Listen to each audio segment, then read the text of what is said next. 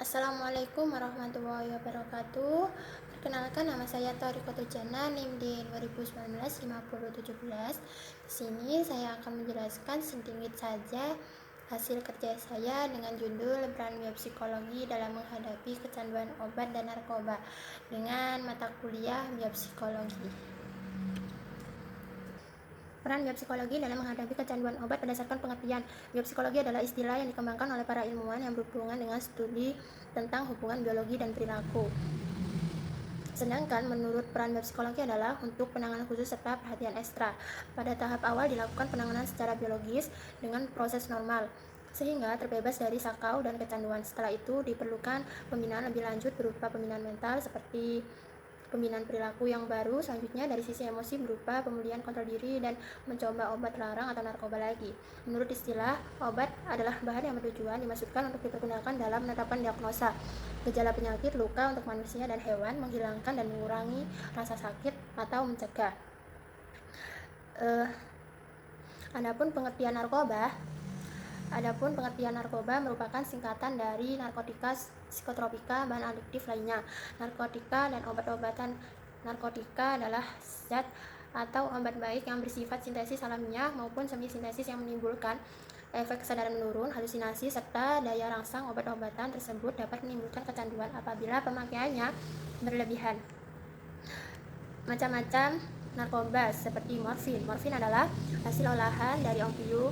Morfin merupakan alkaloida berwarna putih, bentuknya cair, berbentuk seperti tepung halus.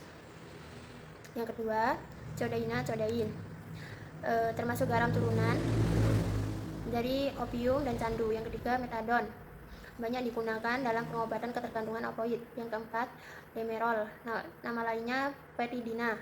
Pemakaiannya dapat ditelan atau dengan suntikan.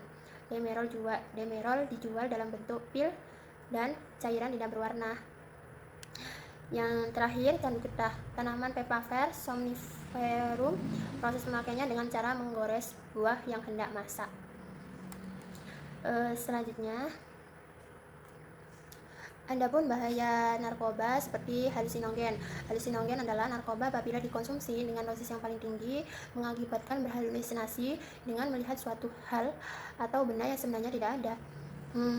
Seperti contohnya, halnya efek dari narkoba bisa mengakibatkan kerja organ seperti jantung dan kerja otak bekerja lebih cepat. Yang kedua adalah opioid. Opioid adalah depresi berat, banyak tidur, rasa lelah berlebihan, malas bergerak, gugup, selalu merasa curiga. Yang ketiga adalah kokain. Kokain mudah berkelahi, pendarahan pada otak, tidak terkendali, gelisah, kejang-kejang. Yang keempat, ganja. Mata sembab, kantung mata bengkak, merah, berair, sering melamun. Yang terakhir adalah ekstasi. Gigi keropos, tidak nafsu makan, mata sayu, pucat, berkeringat, susah tidur. Yang selanjutnya adalah benzodiazepin, konsentrasi terganggu, berjalan sempoyongan, kerusakan organ-organ tubuh terutama otak.